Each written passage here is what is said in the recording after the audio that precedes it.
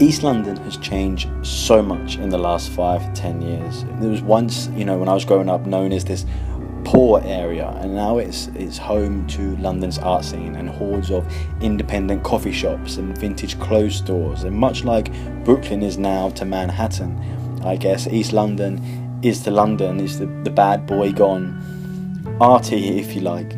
East London is one of those areas, and for those who don't know, that over the years has been synonymous with crime and multiculturalism and poverty, and the docks is really to blame for that reputation.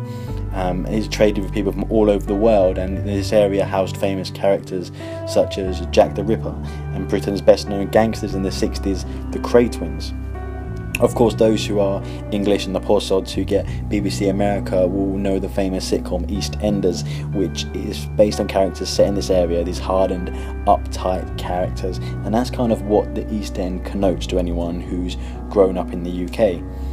But since the artists moved in, areas like Shoreditch and Bricklane are now this mesh of old multiculturalism and curry houses everywhere and Caribbean food places, surrounded by amazing graffiti and art everywhere.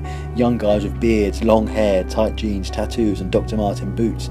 Clubs and bars all over the place, decorated really funky, trying to offer something unique from each other. These old American diners with vintage arcades, or whole shops that run just selling different cereals from around the world, or a shop that just sells toasties. It's hard to get across just how cool these shops are and this area is. It's a city that can be so structured and bureaucratic, London, and East London, this area Shoreditch, is kind of like the naughty rebellious child who bunked off school, smoked weed and graffitied in their bedroom. You won't find places like this in the UK too much. If you're visiting, please don't miss it. I'll talk a little bit more about the area in a minute, but let me just show you a hostel smack right in the middle of all this artistic madness. The Dictionary is one of those hostels I love.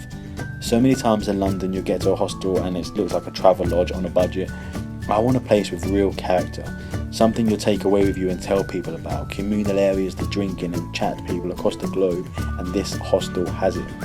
Instantly when you walk in, you're confronted by the organised messiness of the place.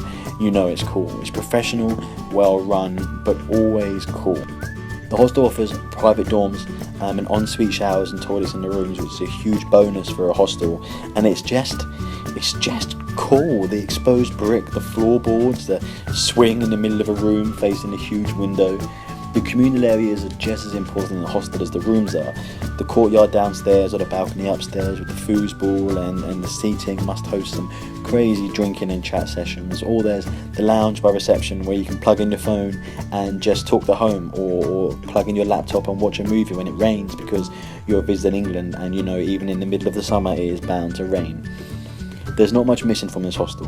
Dorms cost around £18 and private's a little bit more, of course, but if you follow them on Twitter and Instagram, you'll also see from them that there's offers all the time. Of course, like most travellers, location is everything, and this hostel is just down the road from several tube stations, and it's in Zone 2. For those who don't know, all the stuff you're probably going to want to visit is in Zone 1, possibly Zone 2, so your South Bank with your Big Ben, Buckingham Palace and all that stuff's in Zone 1, and this is Zone 2, which also has some cool areas like Box Park, which is a shopping complex, if you like, made of old dock crates, which you can see just down the road, and at the end of this video there's a shot of it as well. But you're right in the perfect location for this. Also, you're able to go out to the bars and clubs, which people from all over London come to East London exactly for that, so you're in the right place. You're also right next to Bricklane, which is my favourite road in London. If West London has Portobello Road, then East London has Bricklane. This street with a long history is a market street with Spitalfields fashion stalls and food stalls and miles of restaurants, especially curry houses.